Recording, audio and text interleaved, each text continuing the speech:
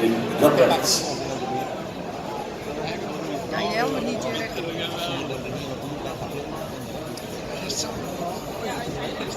Dus om te zien. Stap terug.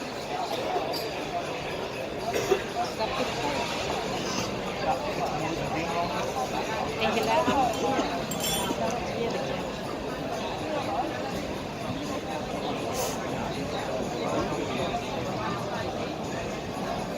Ah, en ik zit volle vetten.